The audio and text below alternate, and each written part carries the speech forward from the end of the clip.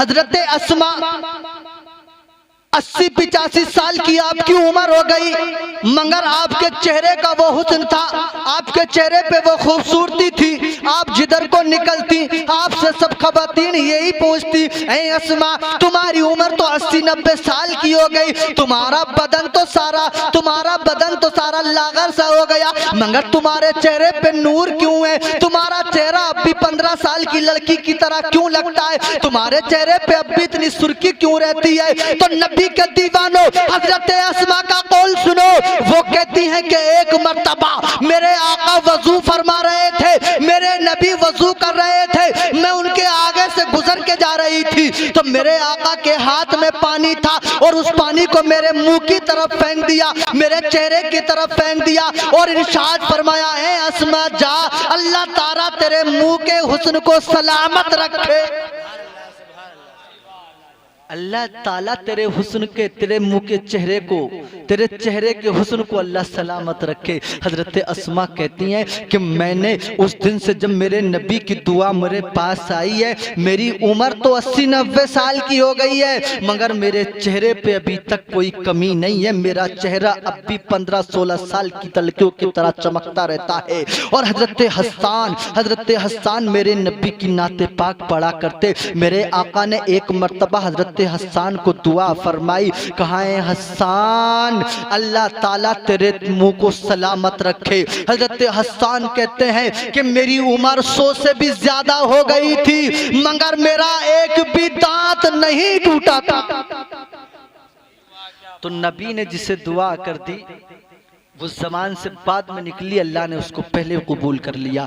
बात चल रही है अपने नबी के किरदार की, बात चल रही है प्यारे नबी की अखलाक की। नबी के दीवानों, मेरे आका ने उसको चादर दी, खाना दिया और कहा बेटी जा इसे ले जा, और ले जाने के बाद जो है ना तू अपनी माँ को साथ बैठा करके खाना खाना और इस चादर को अपनी माँ को उड़ा देना। ये बच्ची अपने हाथ में खाना लेके चादर लेके निकली और अपने एक कदम आगे बढ़ाती, पीछे मुड़ के प्यारे नबी का चेहरा देखती, एक कदम आगे बढ़ाती, पीछे मुड़ के प्यारे नबी का चेहरा देखती, एक कदम आगे बढ़ाती, पीछे मुड़ के नबी का चेहरा देखती। जहां तक इसे नबी का चेहरा दिखता रहा वहां तक आगे बढ़ती रही, नबी का चेहरा देखती रही। जब नबी का चेहरा दिखना इसे बंद हो गया, लंबे लंबे कदमों के साथ अपनी माँ के पास पहुंच गई और जाने के बाद में कहने लगी, माँ मैं तुम्हारे लिए देखो आज खाना लेके आई हूँ, माँ मैं तुम्हारे लिए देखो आज चादर लेके आई हूँ। माँ कहती है बेटी किसके दरवाजे से? बेटी ने कहा माँ उसी के दरवाजे से जिसके दरवाजे पे तुमने भेजा था।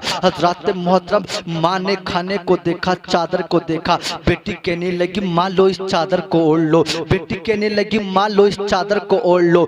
माँ कहती है बेटी मैं इस चादर को कैसे ओढ़ लूँ? कहा क्यों? क्या कहने लगी मैं तो नापाक हूँ और ये चादर पाक है, मैं इस चादर को ओढ़ नहीं सकती, क्योंकि वो चादर वो है, क्योंकि सारी दुनिया के पहाड़ों को इकट्ठा कर लिया जाए और सारे पहाड़ों का सोना बना लिया जाए तो वो सारे पहाड़ मिलकर अरे इस चादर की कीमत नहीं लगा सकते। क्योंकि जो चादर मेरे नबी के बदन से लग जाए वो कोई मामूली चादर नहीं होती। एक मर्तबा हजरत आयशा सिद्दीक़ा अपने सर का दुपट्टा ना सुखाने के लिए उन्होंने धो के डाल दिया और इस आलम में उन्होंने अपने प्यारे आका का रुमाल जो मेरे आका ओढ़ा करते थे, आपने उस रुमाल को अपने सर पे ढक लिया, अपने सर पे ओढ़ लिया। हजरत उसी आलम में मेरे आका बाहर से तशरीफ ला रहे थे। हजरत आयशा ने कहा या रसूल अल्लाह, ऐ मेरे सरताज के तुम्हारे कपड़े भीगे नहीं? हजरत आयशा अपने बार हाथ फेर के देख रही हैं, कह रही हैं तुम्हारे कपड़ों पे बूंदे नहीं पड़ी, तुम्हारे जुब्बे पे बारिश नहीं हुई? कहने लगे आका, ऐ हजरत आयशा तुम कौन सी बारिश की बात कर रही हो, तुम कौन से पानी की बात कर रही हो? हजरत आयशा कहती हैं आका वो देखो बाहर कितनी तेज बारिश हो रही है, वो देखो बाहर कितनी तेज पानी बरस रहा है। हजरत मोहतरम मेरे आका ने इरशाद फरमाया, ऐ आयशा मैं तो अभी बाहर से आया हूँ, बाहर तो कोई बारिश नहीं है, वो देखो बाहर कितनी तेज धूप निकल रही है। हजरत आयशा कहती है नहीं आका वो मुझे तो बारिश होती नजर आ रही है। इसी आलम में मेरे नबी की नजर हजरत आयशा की ओढ़नी पे पड़ गई। मेरे आका ने इरशाद फरमाया, ऐ आयशा तुम ये तो बताओ तुमने ओढ़ क्या रखा है, ये तो बताओ तुमने ओढ़ क्या रखा है। तो हजरत आयशा कहती है, आका मैंने अपने दुपट्टे को धो के डाला है, इसीलिए मैंने तुम्हारे रुमाल को ओढ़ लिया है। तो मेरे आका ने इरशाद फरमाया, ऐ आयशा लो अपना दुपट्टा ओढ़ो और हमारा रुमाल हमें अता करो, अपना दुपट्टा ओढ़ो और हमारा रुमाल हमें अता करो। हजरत मोहतरम देखे, हजरत आयशा कहती है कि जब मैंने अपना दुपट्टा ओढ़ा और अपने रुमाल को उतार कर जब नबी को दिया, तो कहती है कि जब मैंने अपना दुपट्टा ओढ़ा तो बाहर क्या देखती हूँ कि बाहर तो बहुत तेज धूप निकल रही। आका की बारगाह में अर्ज करने लगी, मेरे सरताज ये तो बताओ, अभी तो बाहर बड़ी तेज बारिश हो रही थी और अब अचानक इतनी तेज धूप निकलने लगी। तो आका ने इरशाद फरमाया, ऐ आयशा अरे बाहर जो बारिश हो रही थी वो अल्लाह के पानी की बारिश नहीं थी, बल्कि तुमने जो मेरी रहमत वाली चादर को रखा था उसके जरिए से तुम्हें अल्लाह की रहमत बरसती हुई नजर आ रही थी। ऐसी चादर को मेरे आका ने उससे अता फरमाया। माँ कहती है, बेटी इस चादर को मैं अभी ऐसे नहीं ओढ़ूंगी। बेटी कहती है, माँ फिर कैसे ओढ़ोगी? बेटी कहती है, फिर माँ कैसे ओढ़ोगी? माँ कहती है, बेटी पहले मैं इस चादर से पहले मैं अपने बदन को पाक कर लूँ, मैं अपना गुस्ल कर लूँ। गुस्ल कर लिया, गुस्ल करने के बाद उस चादर को खोला और चादर को खोलने के बाद अपने सर पे उस चादर को ढकते जाती थी और मदीने की गलियों में कहती जाती थी, ऐ मदीने वालों देख लेना, आज मैं इस चादर को देख के कलमा पढ़ के मुसलमान हो रही हूँ। और इस वजह से कि जो नबी दुनिया में चादर उड़ा सकता है वो नबी मैदाने महशर में अपने रब से अरे गुनाहगारों को जन्नत भी दिला सकता है। जब तक नबी के दीवानों का किरदार सही रहा, जब तक नबी के दीवानों का वकार सही रहा, उस वक्त तक नबी के दीवानों तुमने हुकूमत की।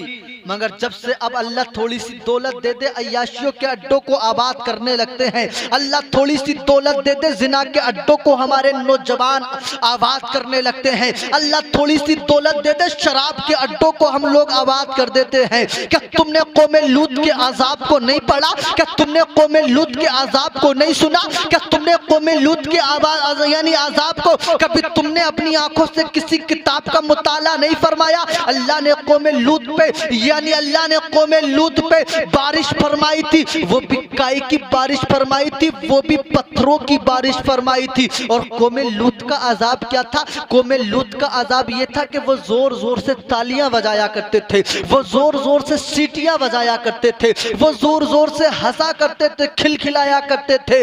हजरात मोहतरम, अल्लाह ने उन्हें ऐसा अजाब दिया। नबी के दीवानों, हमारा तो किरदार देखे। हमारे यहाँ तो अल्लाह शादी की अगर खुशी दे दे तो हमारे यहाँ तो ऐसे डीजे बजाए जाते हैं, ऐसे धूम मचाई जाती है, खुद भी नाचता है, पूरे मोहल्ले वालों को नचाता है। अरे अल्लाह ने एक ताली की वजह से कौम लूत को बहुत सारी वजूहात थी उन्हें अजाब देने की, मगर उनमें एक वजह ताली बजाने की भी थी। अल्लाह ने इसकी वजह से उसे इतनी बड़ी सजा दी। नबी के दीवानों, जरा सोच लिया करो कि अल्लाह ने जब हजरत लूत अलैहिस्सलाम को कौम लूत पे मुसल्लत फरमाया और कहा कि हजरत लूत अलैहिस्सलाम जाओ, इस कौम को समझाओ, इस कौम को अल्लाह का पैगाम दो, इस कौम को अल्लाह की तरफ लेके आओ, इस कौम को अल्लाह का परचम, अल्लाह का पैगाम दो कि एक खुदा की इबादत करो, अपने इन तीन खुदाओं को छोड़ दो। हजरत मोहतरम, अपने इन खुदाओं को छोड़ दो। तो हजरत मोहतरम, हजरत लूत अलैहिस्सलाम ने जब अपनी कौम के सामने आकर के ये पैगाम दिया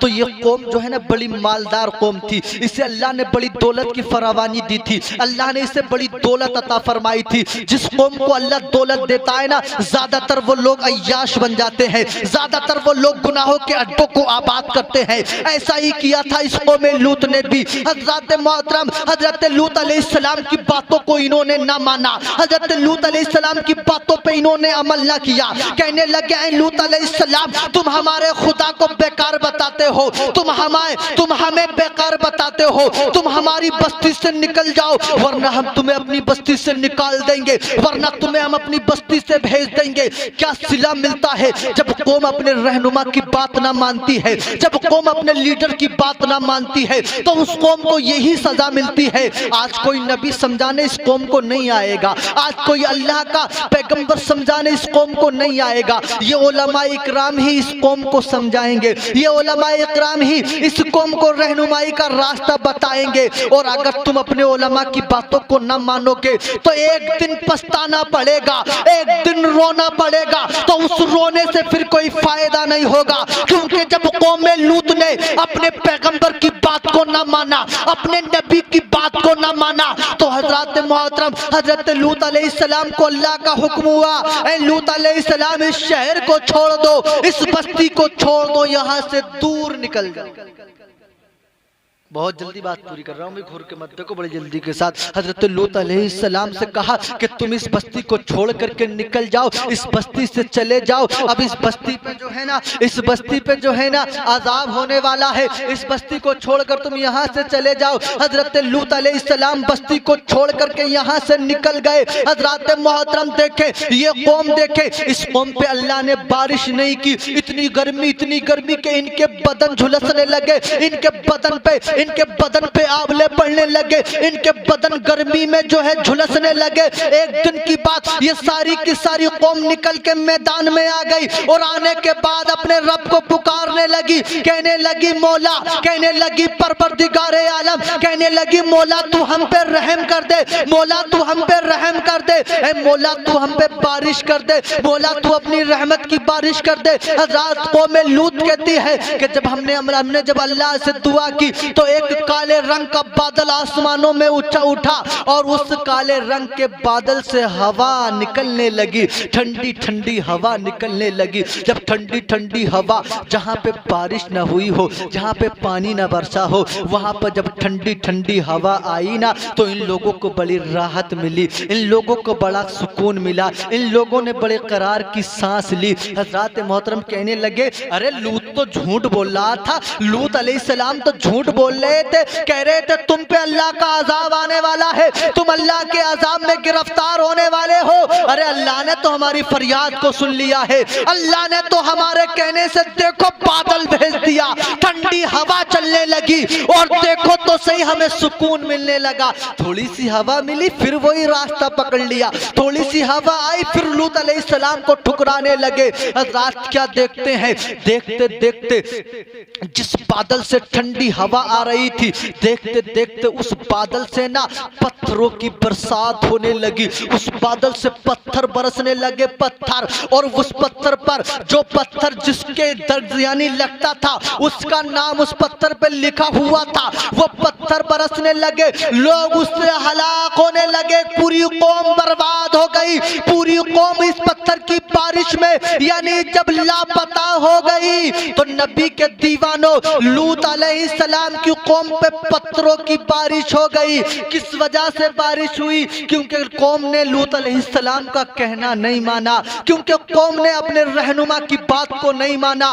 जिस बात को उन्होंने मना किया, कौम ने उस बात पे अमल ना किया तो अल्लाह ने उन पे पत्थरों की बारिश कर दी। नबी के दीवानों, आज हम पे पत्थरों की बारिश तो नहीं हो सकती, आज हम पे आग की बारिश तो नहीं हो सकती, क्योंकि हम पे इज्तिमाई जो है इज्तिमाई हम पे अल्लाह का कहर नहीं आ सकता, मगर इनफरादी तो आ सकता है। जिससे दिल्ली में आ रहा है ऐसे तो आ सकता है, जिससे जगह जगह हम परेशान हैं ऐसे तो आ सकता है। इसलिए नबी के दीवानों, इज्तिमाई तौर पे हम पे अल्लाह का अजाब नहीं आएगा, क्योंकि ये हमारे आका की दुआ है। इसलिए नबी के दीवानों होशियार हो जाओ और अपने आप को सच्चा पक्का नबी का गुलाम बना लो, अपने आप को सच्चा पक्का नबी का वफादार कलमा पढ़ने वाला बना लो, दिखावा करने वाला नहीं। क्योंकि दुनिया में बड़े जलसे हो गए। दुनिया में बड़े नारे लगा लिए हमने, बहुत अपने आप पे नारे लगा लिए, मगर आप जलसे कराओ और जो सुनो